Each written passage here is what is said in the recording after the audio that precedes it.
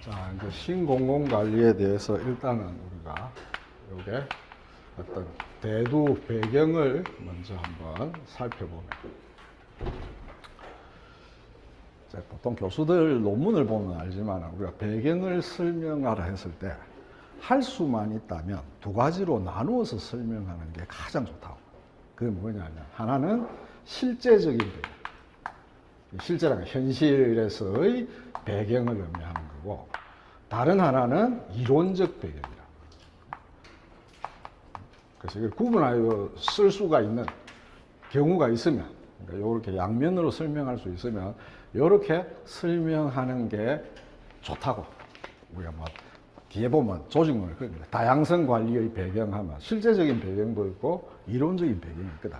그러나 모든 주제가 이렇게 딱 구분이 되는 건 아닌데, 그래서 이제 우리는 원칙대로 가장 바람직한 방식으로 두 가지로 이렇게 이제 설명을 해보자. 우리가 이제 실제적인 배경은 NPM에 출발한 거는 우리가 전에 이야기했듯이 1970년대의 경제 위기, 석유 파동에 따른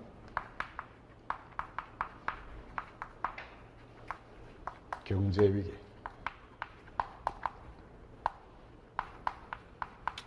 그 당시에 이제 많은 OECD 국가들은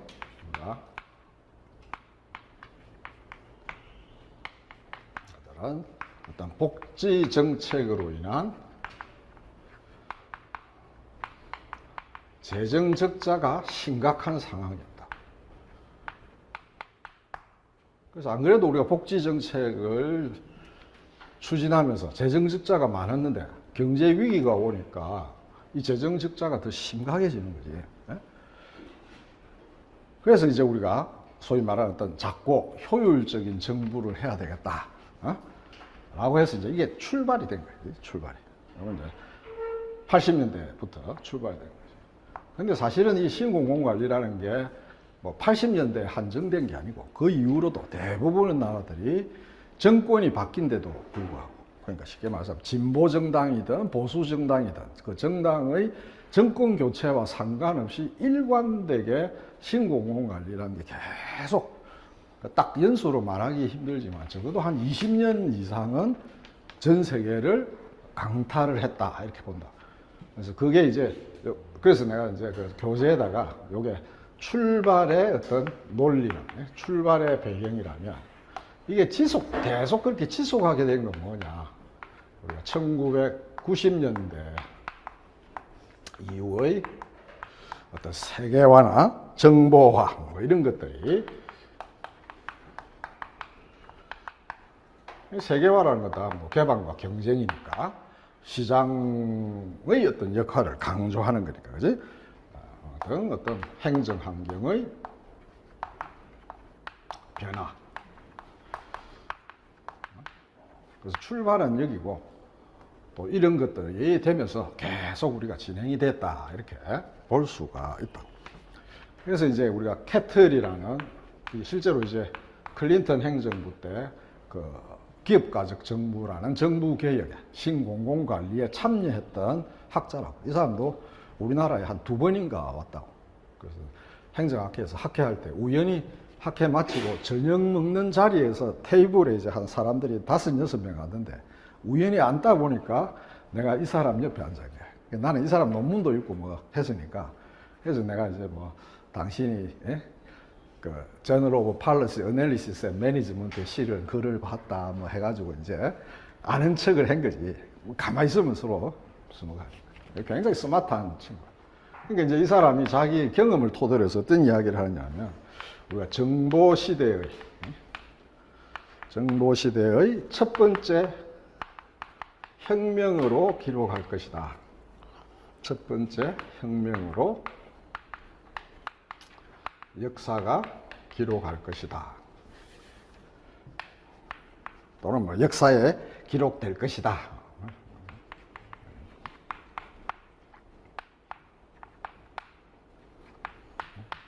이게 핵심적인 혁명이 돼.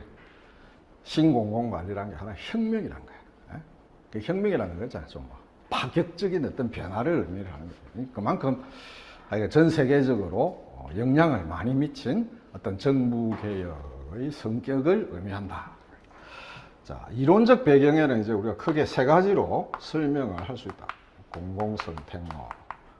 그래서 이 내용을 들어보면 실제로 이제 우리가 NPM적인 제도나 뭐 여러 가지 기법들이 보면 이 이론들하고 다 관련이 있다. 그래서 이제 주인 대리인 이론,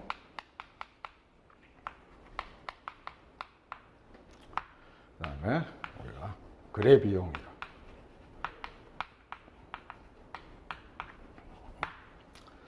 이제 공공선택론에 대한 내용은 우리가 전에 공공선택론 할 때 정치학에서의 공공선택론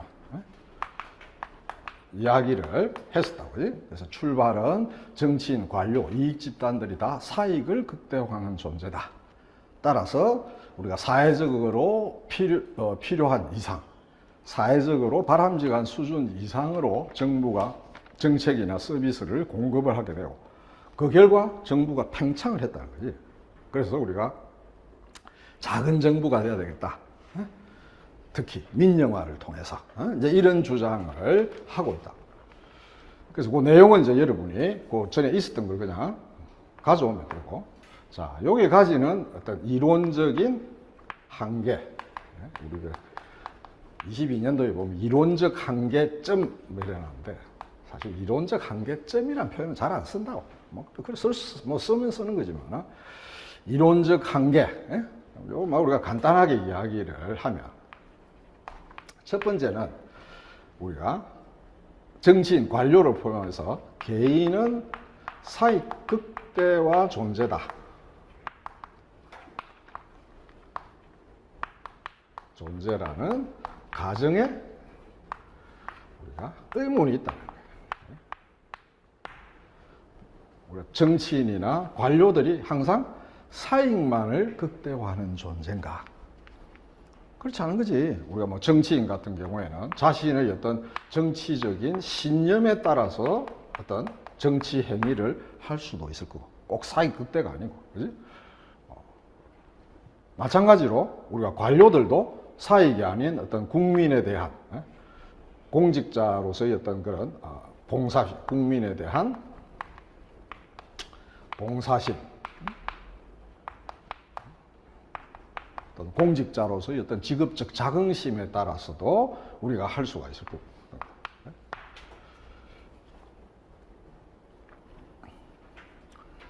그래서 이제 뭐 이런 이야기가 나중에도 이제 조금 언급이 되겠지만, 여기에 관한 어떤 이야기들을 많이 한다.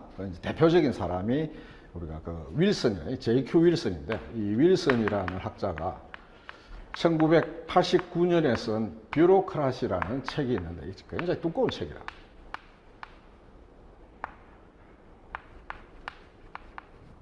그래서 내가 좋아하는 책 중에 하나인데 이 책의 앞부분에 보면 아주 상징적인 표현이 나온다. 경찰관이나 소방관이 경찰이나 소방관이 자기 어떤 목숨의 위험을 무릅쓰고 화재 현장에 뛰어들어 가지고 하는 것은 단순히 그게 경제적 보상 때문에 그렇게 할 수가 없다는 거야. 그 사람이 가지고 있는 뭐 어떤 봉사심이든 자기 직업, 일종의 전문 직업인으로서의 사명감이든 뭐 그런 거지. 특히 이제 우리가 그 소방관들 같은 경우에는 동료와의 어떤 유대감 또는 동료에 대한 신뢰감 이런 게 굉장히 중요하다는 거야, 행동. 그러니까 이제 뭐 나도 잘 모르지만은 뭐 우리가 대충 생각을 해보면 보통 소방관들이 화재 현장에 들어갈 때는 5인 1조 이런 식으로 해가 같이 들어간다고. 그다음 이제 누구는 이제 호수를 끌고 오고 누구는 앞에서 뿌리고 뭐 옆에서 이렇게 무너지는 거 방하는 사람도 있었고 이제 한 조로 일을 하는데 그 5명 가운데 1명이라도 어떤 사익의 관점에서 자기 몸을 보호하기 위해서 그 집단 행동에서 빠져버리면 나머지 4명도 다 위험에 처하는 거지. 이제 그런 어떤 동료와 연대감 이런 것들이 중요하다. 그래서 이제 그 앞부분에 그런 이야기, 그 이야기가 굉장히 의미 있는 이야기라고요. 그래서 과연 우리가 관료라는 것이 경제적인 보상, 이때 사익이라는 주로 이제 경제적인 보상을 주로 이야기하는 거예요. 그 가정에 의문이 있다, 뭐 이런 이야기.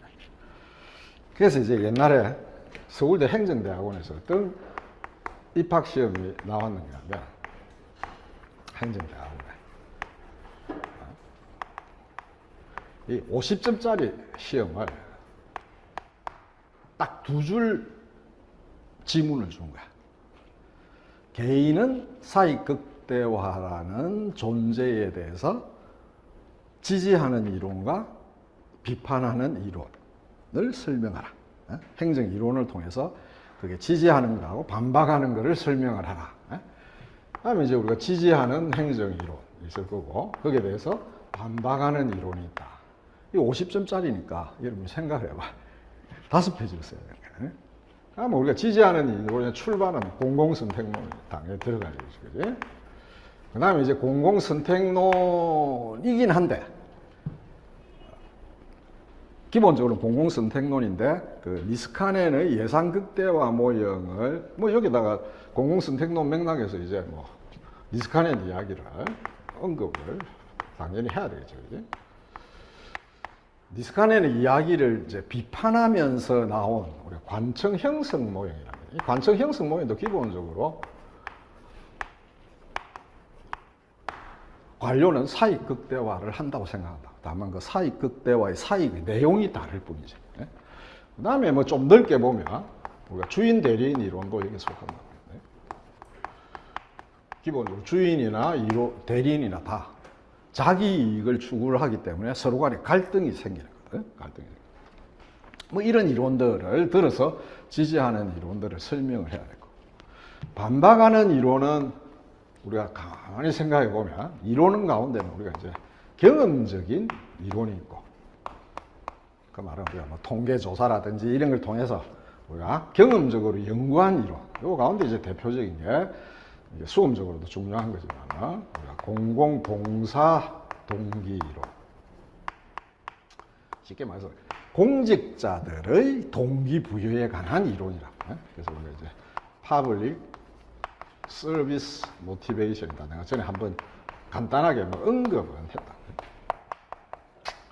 그래서 우리가 공직자들은 민간 기업의 종사자와는 다른 내재적 성향을 가진다. 어떤 가치관을 가진다. 그 핵심은 뭐냐면 어떤 공익에 대한 열망. 그러니까 공익을 달성하고자 하는 그런 열정이 굉장히 크고, 그 다음에 이타주의고, 비슷한 말이지만 자기 희생 등등 이런 가치를 중요시한다는 거예요. 관료는. 경제적 보상이 아니라.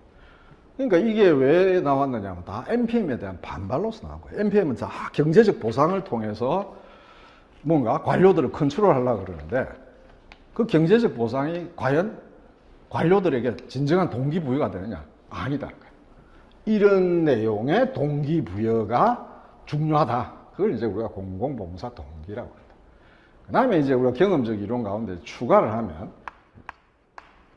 조직 시민 행동이라고 합니다.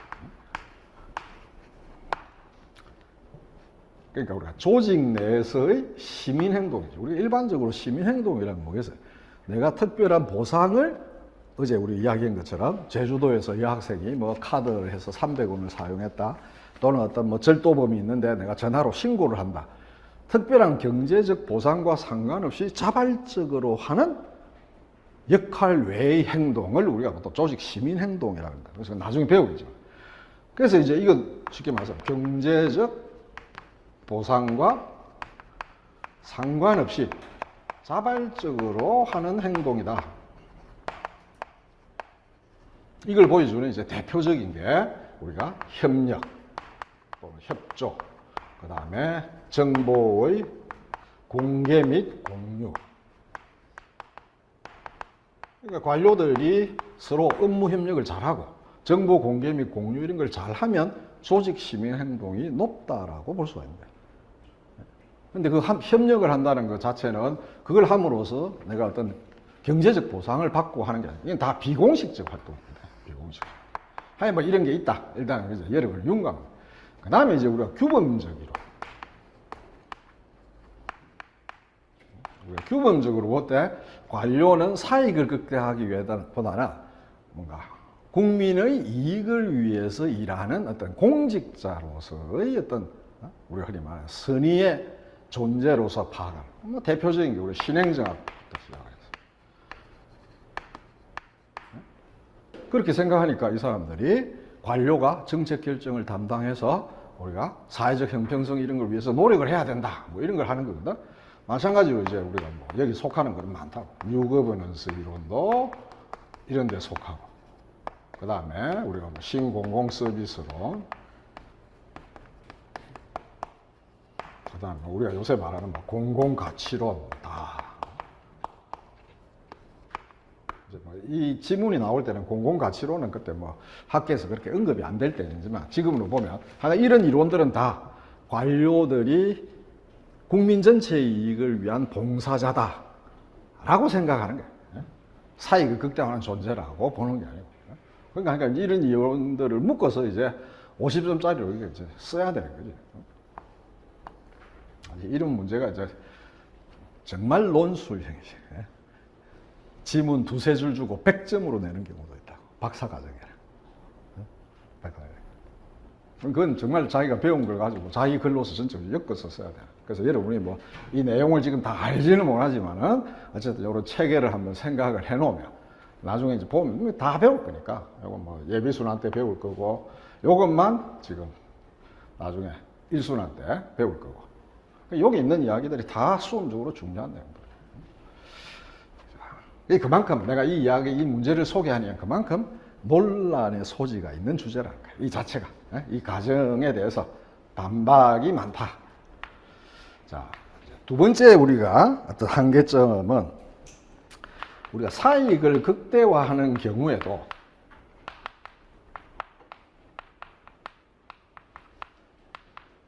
그 사익의 내용 내지는 성격에 차이가 있다. 우리가 사익 극대화한다는데 이 사익이라는 것이 관료들마다 생각이 다르다는 거지. 그러면 이제 우리가 니스카넨의 얘기에 따르면 관료들이 자기의 어떤 권력이나 위상을 위해서 예산을 극대화한다. 예산 극대화를 선호를 하는 거죠. 그걸 하나의 이제 자기의 이익으로 본다라는 이야기. 근데 이제 여기에 대해서 비판하는 이론이 뭐냐면 여기서 관청형성. 관청형성 모형에서는 모든 관료들이 예산을 선호하는 건 아니라는 거죠. 그래서 기관의 성격이나 관료의 직급에 따라서 다르다.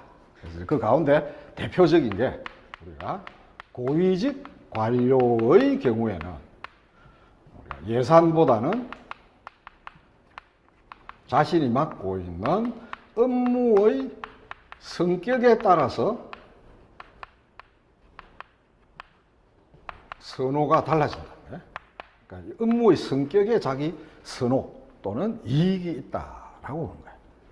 그러니까 이제 우리가 니스카넨의 이야기는 전에 막 간단하게 하고 넘어갔고 나중에 관료제 할 때 이제 하겠지만 모든 관료들이 하여간 예산을 기본적으로 늘리고 싶어 한다.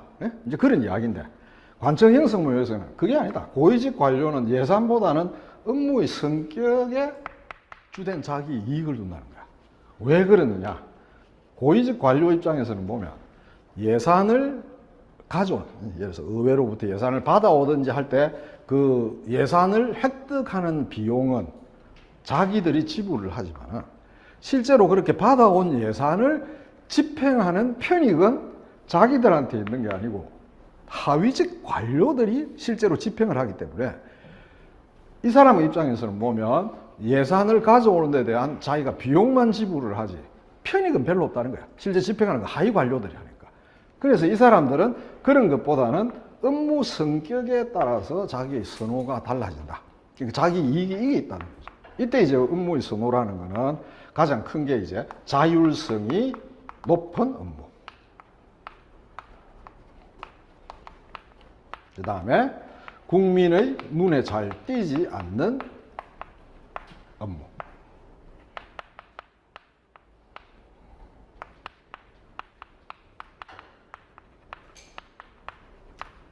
쉽게 말해서 국민의 눈에 잘 띈다는 게 주로 뭐 민원 뭐 이렇게 해가지고 복잡하잖아, 그지? 그래서 국민하고 일정한 거리를 두고 자율성이 높은 막 기획 업무 이런 것만 선호를 하는 거야. 네? 선호를. 그래서 이 관청 형성이라는 건 뭐냐? 이제 관청을 형성한다, 새롭게 만든다라는 이야기인데 이게 이제 기본적으로 이제 영국의 정부 개혁에서 나타난 거거든. 영국에서. 그래서 이제 이 논리에 의해서 이 사람들이 중앙조직은 이런 업무만을 담당하도록 소규모화 해버리고. 그러니까 이제 중앙에 있는 부처가 이렇게 컸단 말이야. 이렇게 큰 조직이 있었는데 이 가운데 기획 기능이나 중요한 기능만 딱 남겨놓아서 부처를 넣고 나머지는 다 지자체나 그다음에 유명한 책임운영기관, 그다음에 경우에 따라서는 우리가 민간 위탁 등을 통해서 다 기능을 이양을 시켜. 이 이양의 핵심은 집행 업무입니다. 집행, 단순 업무 이런 거는 이쪽으로 다 넘겨버리고 자기들이 선호하는만 딱 업무만. 그래서 중앙부처가 아주 슬림화됩니다. 축소되고 나머지 기능들은 밑으로 다 내려가요. 그래서 나온 게 이제 책임운영기관 제도고, 요걸 이제 우리나라에서 도입을 해가지고 하고 있다. 우리가 신공공관리적 정부계획에서 이런 걸 하고 있다. 그래서 여러분이 뭐 지금 다 정리가 안 되더라도 이게 모든 관료가 예산을 선호하는 건 아니구나. 고위직은 이래서 자기들이 요것만 남겨놓고 나머지는 전부 다 넘겨버려서, 그래서 이제 우리가 영국 정부 때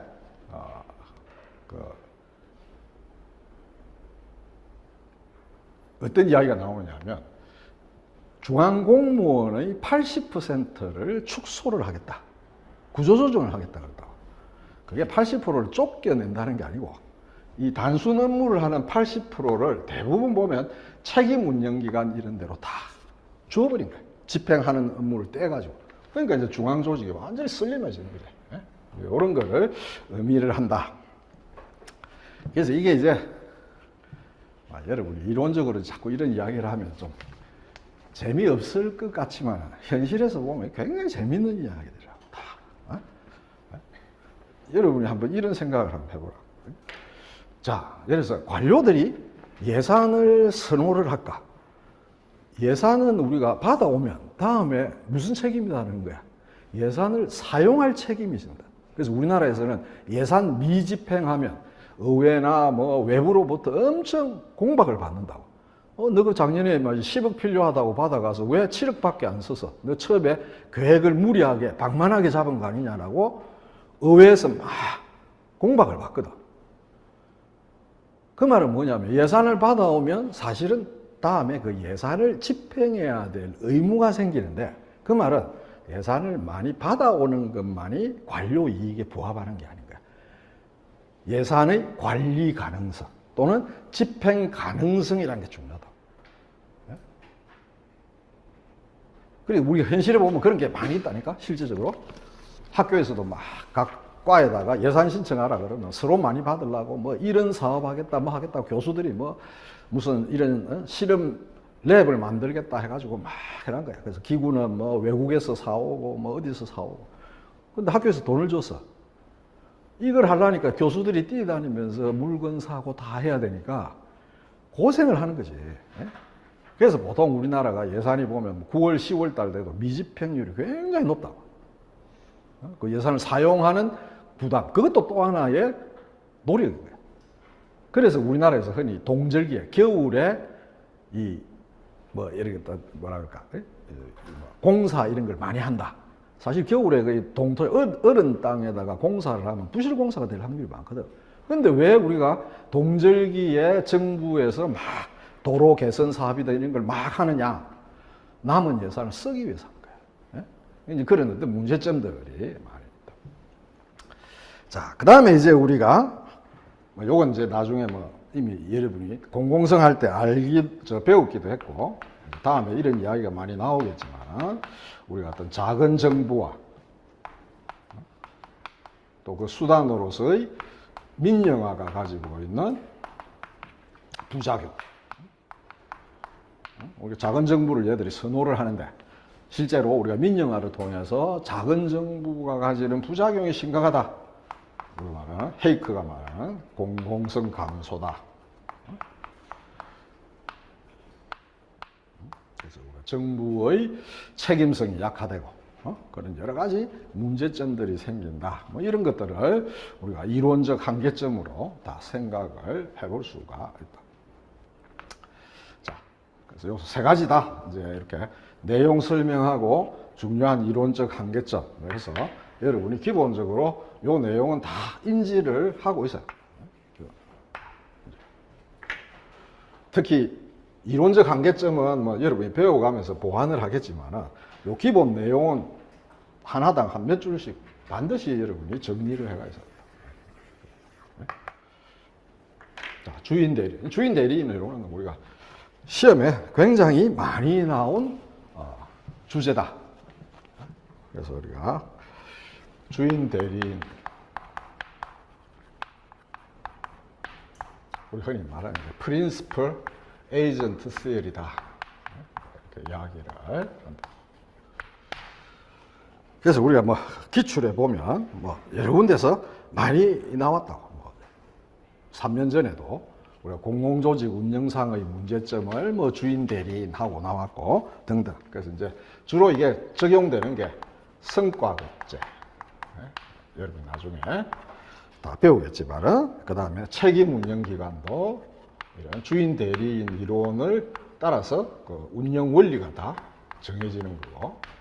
그 다음에 이제 인사에 가면 총액 인건비제라는 이것도 마찬가지로 주인 대리인 이론. 그 다음에 이제 뭐 예산 파트에 가면 성과 관리 예산제는 다 주인 대리인 관계를 기초로 해서 만들어진 거다. 뭐 이렇게 볼 수가 있죠. 그래서 시험에 보면 뭐 다양한 형태로 이걸 가지고 묻는다고. 예를 들어서 예산 쪽에 보면 우리가 예비 타당성 조사, 흔히 우리가 예타제도라고 그러는데 예타제도의 필요성을 주인 대리인 관점에서 설명하시오. 흔히 많이 나오는 거니까 여러분이 적용.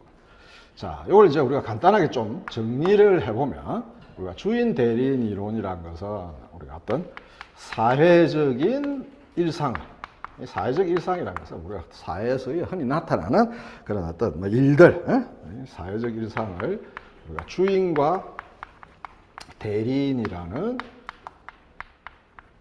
쌍방 독점 관계로 우리가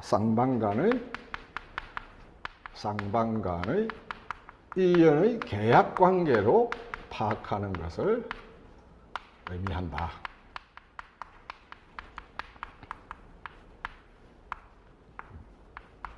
그래서 내가 뭐 부동산, 우리 집을 팔기 위해서 부동산 중개인한테 대리인으로서 맡긴다든지 뭐 이런 것들이 다. 자, 그 다음에 이제 중요한 거는 이 주인과 대리인은 다 기본적으로 사익 추구자.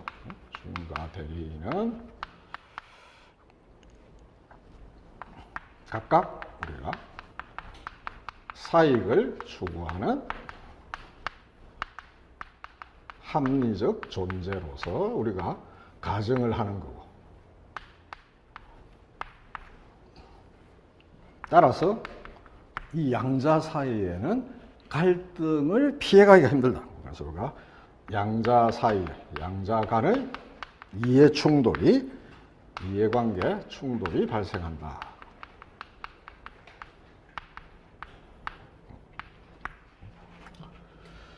근데 중요한 거는 서로가 각자 사익을 추구하면서 이해관계가 충돌을 하는데 이 양자 사이, 주인과 대리인 사이에 정보의 비대칭성 문제가 있는 거고, 정보의 비대칭성이 존재한다는 것이죠. 이때 이제 정보의 비대칭성은 대리인이 유리하다 이런 이야기예요. 대리인. 쉽게 말해서 주인이 대리인이 어떤 사람인지, 또 대리인이 실제로 어떤 활동을 하는지에 대해서 잘 알지 못한다고. 이걸 이용을 해서 우리가 소위 역선택,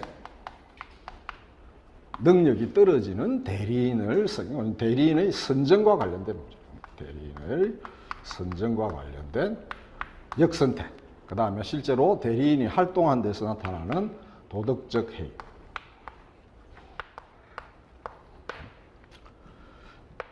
문제가 우리가 발생을 한다.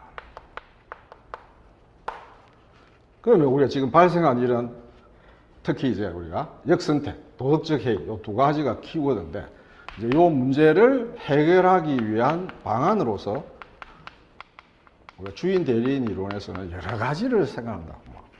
특히 우리가 역선택 방지를 위해서 신호 발송을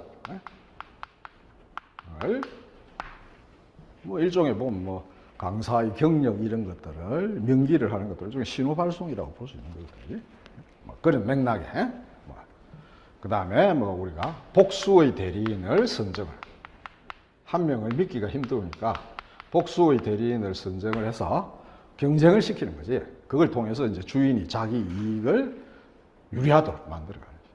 등등 여러 가지 방법이 있는데 그 중에서도 우리가 특히 중심이 되는 해결 방안이 성과 중심의 보상 체계.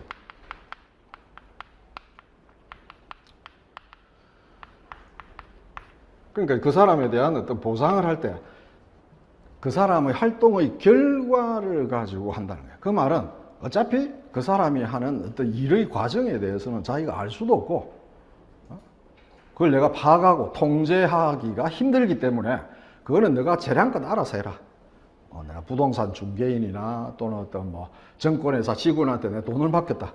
내가 알아서 하되 결과물을 가지고 내가 그게 맞는 보상을 줌으로써 이런 도덕적 해이를 내가 컨트롤을 하려고 우리가 하는 것을 의미를 한다. 그래서 이제 여기서 나오는 기본적인 가장 키워드는 이런 거죠. 정보의 비대칭성, 그 다음에 역선택, 도덕적 해이, 성과 중심의 보상 체계. 이런 것들이 기본적인 키워드다. 그래서 모든 우리가 예를 들어서 행정부패의 원인과 대처 방안을 주인 대리인 관점에서 써라. 앞에 몇 줄 써놓고 이 개념들을 활용을 해서 여러분이 문제를 풀어가야 된다. 자, 일단은 하여간 요런 맥락에서 여러분이 몇 줄을 딱 정리를 해서 가지고 있어야 될 거고. 자, 요게 가지는 이론적인 한계도 있다. 첫 번째는 뭐냐면 우리가 정보라는 면에서 항상 대리인이 우월해 있느냐. 이거는 기본적으로 우리가 대리인이 정보상의 우위를 점하고 있다 라는 가정을 가지고 있다. 기본적으로. 그런데 실제로 그렇지 않다라는 비판들이 많이 있다. 대표적인 거는 우리가 주인이 우위에 있다. 이런 지적도 있고. 이거 나중에 예산 파트에 가면 실제 이런 이야기들이 나온다. 그 다음에 어떤 사람은 우리가 예산과 관련해서는 결국은 예산이 늘어나는 것은 주인과 대리인, 이때 주인이라는 건 이제 의회가 되는 거고, 이거는 행정부가 되지만, 이게 공동행위다.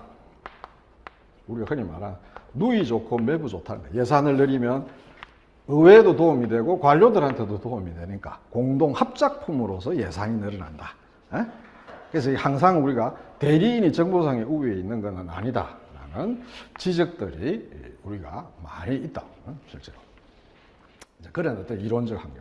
그 다음에 이제 더 중요한 거는 우리가 공공 부분에 이런 주인 대리인을 적용하면 결국은 우리가 대리인이 주인의 이익에 부합하도록 행동을 해야 되는데, 일치하도록 우리가 행동을 해야 되는데, 우리가 공공부문에서 과연 대리인이 우리가 주인의 명령에 순응하는 것이 이게 옳은 것인가? 반드시 순응해야 되는가? 사실은 우리가 이제 관료들의 주인이라는 것은 대부분 보면 정치 권력이라고 봐야 되는데, 이 정치 권력이라는 것은 자기의 어떤 사익 또는 이 사람들이 어떤 부당한 지시를 할 가능성이 항상 있다라고 봐야 돼. 실제로 그런 게 뭐 현실에서 우리가 비일비재하니까. 그래서 이게 주인이 어떤 우리가 오버헤드 디모크라시라는 것처럼 국민의 뜻을 받들어서 한다면 관료가 그게 명령을 따라야 되겠지만 얘가 자기의 사익이나 어떤 그런 어떤 이해관계 이런 것들을 반영해서 부당한 명령을 내리면 대리인이 우리가 주인에게 하는 것은 오히려 더 잘못되는 일이죠. 잘못되는 일이지. 그래서 뭐 이런 것들이 우리가 공공 부분에서 이런 이론을 받아들일 때 가지는 한계다. 그래서 이런 것도 조금 기억을 다 하면 좋다고. 특히 뭐 요 자체는 그런 게 아닌데 이 이야기는 조금 여러분이 기억을 할 필요가 있다. 자, 그렇게 하고 그 다음에 이제 거래 비용 이론. 지금 시간이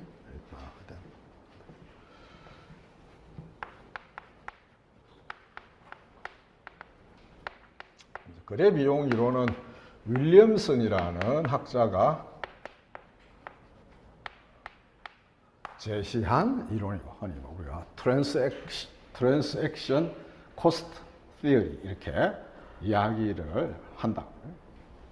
이 사람이 이제 노벨 경제학상을 받을 때 이 사람하고 엘리니오 오스트롬이 공동 수상했다고. 지금부터 한 뭐 대충 10년 조금 뭐 전에 공동 수상을 했는데 그 당시에 이제 신문에 그 평이 보면 소위 비정통 경제학자가 노벨 경제학상을 받았다 이런 표현이 나온다.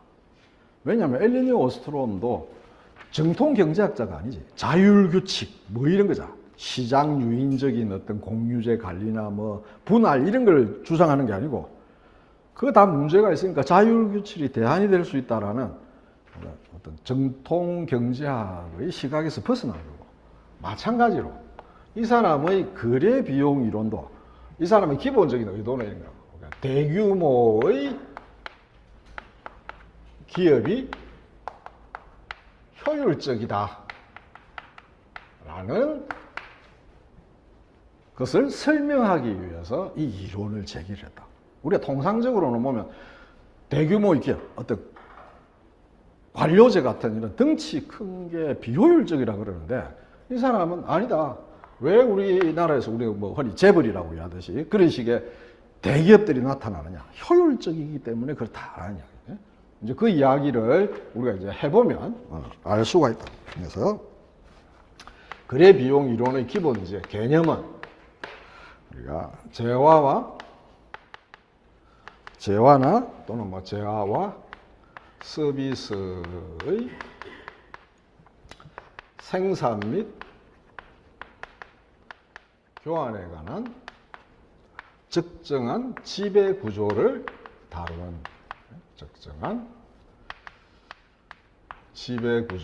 다루는 이론이다. 이때 적정한 지배 구조, 재화나 서비스의 생산, 교환하는 데 있어서 이 지배라는 게 이제 우리 흔히 말하는 거버넌스 이야기인데 어떤 식의 어떤 서비스 공급 구조를 갖추는 게 더 낫느냐. 대표적인 게 이제 내부 생산을 할 거냐 아니면 우리 흔히 말하는 아웃소싱 하는 것처럼 외부에 위탁을 할 거냐. 이 방식 중에 어느 걸 택할 거냐. 적정한 지배 구조를 우리가 설명하는 거다. 그러니까 이 사람은 이걸 선호하는 거예요. 그러니까 대규모의 기업이 되는 거지. 내부 생산한다는 게 이런 거지. 어떤 기업이 있으면 새로운 제품을 만들어야 되는데 이거를 내부의 산하의 어떤 조직을 하위 부서를 만들어서 직접 생산할 건지 아니면 외부에 아웃소싱을 해가지고 그 부분을 맡길 건지 택하는 거지. 예를 들어서 현대에서 뭐 차를 개발하는데 디자인을 한다. 그러면 자체 내 어떤 디자인 센터에 인력을 보완해서 자기가 직접 할 건지 외부에서 할 건지를 결정을 하잖아. 그런 식으로 어느 쪽을 하느냐. 이 사람은 기본적으로 이걸 선호하는 거예요. 자, 그러면 이제 우리가 두 번째, 이제 이론의 개념을 갖고, 그다음 두 번째는 이제 우리가 거래 비용이란 거 뭘 말하느냐. 이제 거래와 관련된 사전적, 사후적 비용을 합한 거를 우리가 거래와 연관된 사전적, 사후적 비용을 총칭해서 거래 비용이다. 사전적인 건 뭐겠어? 내가 이런 계약을 할 거다라는 거를 미리 공지를 하고, 뭐 입찰할 사람 모으고, 뭐 이런 게 다 사전적 비용이고, 사후적인 건 뭐겠어? 그래, 계약을 한 이후에 얘가 내 계약대로 하고 있는지 감시, 감독하는 비용, 뭐 이런 게 대표적인 사후적 비용이네. 그래서 그런 걸 총칭해서 우리가 거래 비용이라고 한다. 중요한 거는 이러한 거래 비용을 판단하는 기준이 뭐냐. 여기 비용을 말하는데, 그래서 우리가 이런 거래 비용의 영향 요인, 어떤 요소들이 이 거래 비용의 크기에, 규모에 영향을 미치느냐라는 것을 이 사람이 몇 가지로 설명을 한다. 그래서 우리가 첫 번째는 정보의 불확실성. 정보의 불확실성이 크면 클수록 거래 비용은 늘어날 거 아니에요. 그렇잖아요. 그게? 그러면 이제 정보의 불확실성에 주로 관련되는 게 뭐냐면 거래가 빈번한 경우, 거래가 자주 일어나면 정보의 불확실성이 크다. 이렇게 보는 거. 그 다음에 계량화가 어려운 경우, 계량화가 우리가 계약을 할 때 딱 계약 조건을 계량화할 수 있으면 정보의 불확실성이 줄어드는데 그렇지 못한 경우에는 정보의 불확실성이 크다. 이렇게 본다. 그 다음에 이제 두 번째가 정보의 비대칭성. 정보의 비대칭성이라는 것은 기업이 있으면 기업하고 이 위탁을 하는 업체 간의 정보의 비대칭성을 의미를 한다. 이건 뭐 사실은 행정학 이론이 아니니까 말하자면 기업 조직과 외부 위탁 업체 간의 정보의 비대칭성을 말합니다. 쉽게 말해서 얘가 얘를 잘 모르면 거래 비용이 늘어난다. 이렇게 보는 거예요. 자, 그 다음에 이제 거래 절차의 복잡성. 이런 이야기를 합니다. 거래 절차의 복잡성. 거래 절차가 복잡하면 당연히 거래 비용이 늘어나겠지. 그래서 우리가 거래 절차의 복잡성. 그 다음에 이제 네 번째, 이게 이제 재미있는 이야기. 자산의 특정성. 자산의 특정성이 높으면 높을수록 거래 비용이 늘어난다라고. 그래서 이때 말하는 우리가 이게 특정성이라는 걸 뭘 의미하느냐. 어떤 특별한 기술이나 지식이 특별한 재화나 서비스의 생산에만 필요한 경우를 우리가 의미를 한다. 그래서 우리가 어떤 자산이 일부 재화의 생산에만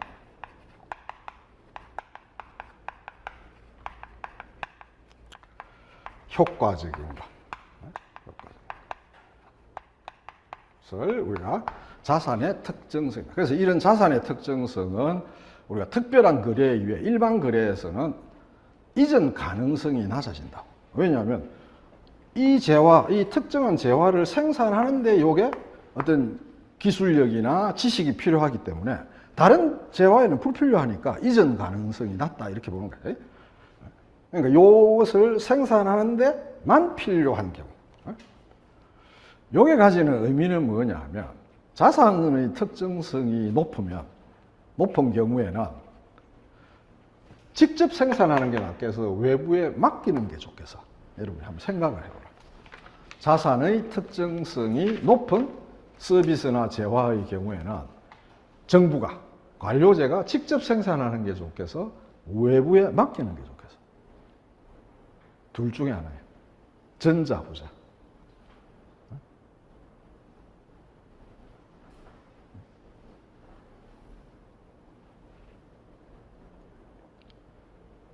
요새 뭐 우리가 대만에 TSMC인가? 뭐 반도체, 파운드리.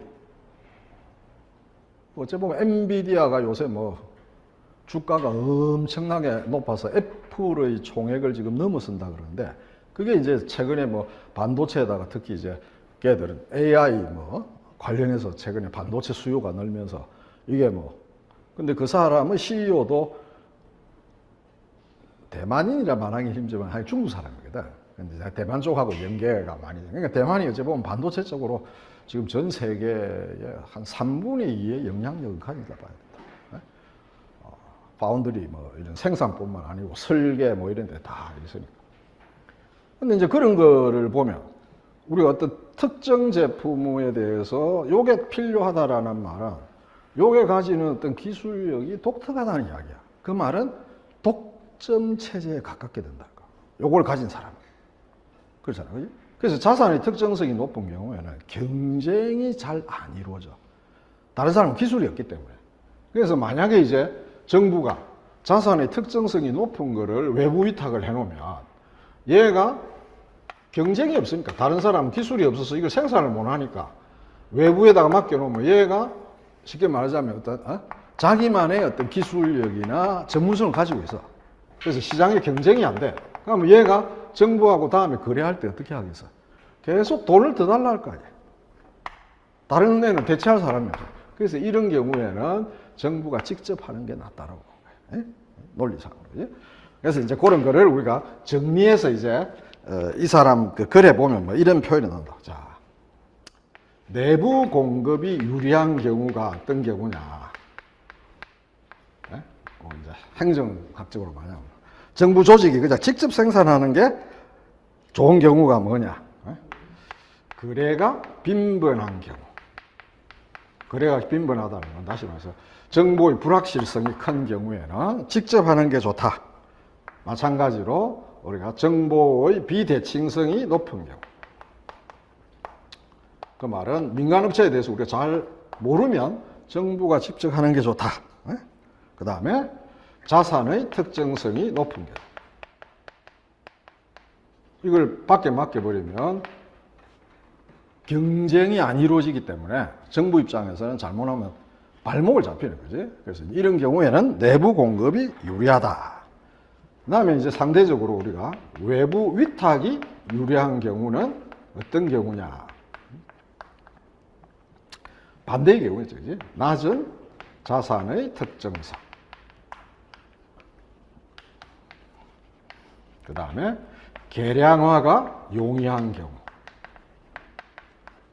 쉽게 말해서 정부가 일을 밖에 맡겨놔놓고 계량화를 통해 가지고 컨트롤을 하기, 통제 내지는 사후 감독을 하기 쉬우면 밖에 맡기는. 그래서 우리가 대부분 민간 위탁을 할 때 보면 민간 위탁이 우리가 흔히 이제 하드 서비스라고 하는데 경성 서비스 쪽을 주로 외부 위탁을 한다고. 뭐 쓰레기 수거라든지 뭐 등등등등. 주차장 관리. 이게 다 경성 서비스. 경성 서비스하고 이제 대비되는 표현이 휴먼 서비스라고.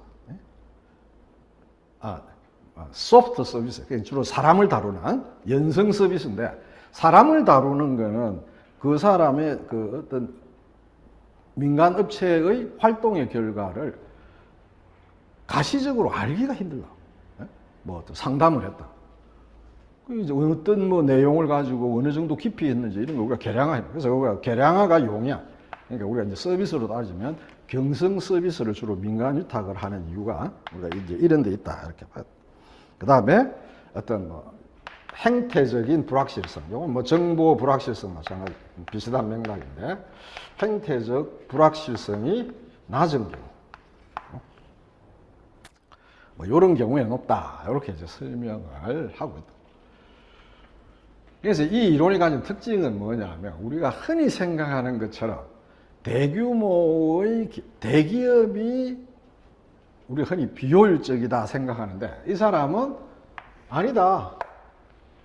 거래 비용의 이론의 측면에서는 이 외부에 위탁하는 것보다 내부 공급하는 게 더 효율적이기 때문에 조직이 자꾸 커진다는 거예요. 그러니까 우리가 어떤 전통 경제학을 생각하고는 다른 거지. 근데 이제 이 사람은 이런 의도로 출발을 했는데 우리가 그 다음부터 이제 거래 비용 이론이라 할 때는 사실 이 사람의 이런 견해를 배제를 해놓고 그냥 일반적인 현상을 분석하는 하나의 그냥 뭐랄까 중립적 개념으로 사용하는 거예요. 거래 비용을 통해서 어떤 현상을 설명하는 거예요. 그래서 여러분이 기본적으로 좀 여기에 관한데요. 거래 비용이란 이걸 말하고, 이때 거래 비용은 이런 개념이며 여기에 영향을 미치는 요소들은 이런 게 있다. 뭐 이거는 이제 여러분이 이해를 할 용이고, 이런 게 있다라는 거를 기억을 해 놓을 필요가 있다. 그래서 내가 미리 이제 힌트를 주면, 대학 모의고사에도 나오고, 사실 대학 모의고사 나오기 전에 내가 모의고사를 먼저 쳤는데, 우리가 신공공관리의 서비스 공급 방식 가운데 중요한 게 민간위탁이거든. 민간위탁. 그게 이제 학문적 용어로는 계약이라고. 근데 이제 우리나라에서는 그 계약이라는 거를 법적으로 민간위탁이라고 쓰고 있다. 그래서 우리가 민간위탁의 뭐 예를 들어서 문제점과 뭐 극복 방안을 거래비용 이론의 관점에서 써라. 또는 뭐 민간위탁의 성공 조건을 거래비용 이론 관점에서 써라. 뭐 이런 문제들이 충분히 가능하니까. 특히 이제 뭐 다른 주제는 이걸 가지고 할 수 있는 게 별로 없다고. 왜냐면 이 주제 자체가 이걸 다루는 거니까. 다른 주제는 별로 없다고. 내부 생산할 거냐, 정부가 직접 할 거냐, 외부에 이렇게 위탁해서 할 거냐의 문제니까 뭐 이 주제하고 딱 맞아 떨어지는 주제다. 그래서 몇 줄로 딱 정리를 해 놓을 필요가 있다. 그 다음에 이제 이 거래 비용 이론이 가지는 한계, 이건 그렇게 중요하지는 않다. 상대적으로 앞에 두 가지 이론의 한계는 여러분이 전체적인 윤곽을 좀 기억을 하고, 다음에 우리가 이제 다른 내용들을 하면서 자꾸 이제 보완을 하겠지만은, 이건 정말 이론적인 거예요. 일단은 이제 거래 비용이라는 것 자체가 거래 비용의 개념적 불명확성에 대한 비판이 많다.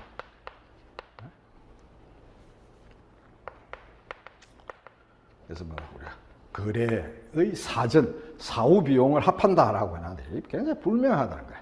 특히 생산 비용과 구분이 잘 안 된다. 뭐 이런 지적을 많이 해요. 생산 비용과의 구분이 모호하다. 거래 비용과 생산 비용. 이런 이론적 지적이 있고. 그 다음에 이제 이 사람의 주장과는 달리 우리가 직접 공급할 때의 내부 거래 비용이 우리가 외부에 위탁하는 외부 거래 비용에 비해서 이 사람은 둘 중에 어느 쪽이 적다고 본 거야. 대기업이 효율적이란 말은 이 비용이 적다라고 봤는데 그렇지 않다. 내부 거래 비용이 훨씬 큰 경우가 많다라는 비판이 있다. 그래서 이건 뭐 우리가 수험적으로 그렇게 의미 있는 이야기는 아니고 다른 두 가지의 이론은 조금 여러분이 기억을 해 놓으면 좋을 거다. 자, 그렇게 설명을 하고 조금 쉬었다가 이제 본격적으로 신공공관리 이야기를 좀 하자.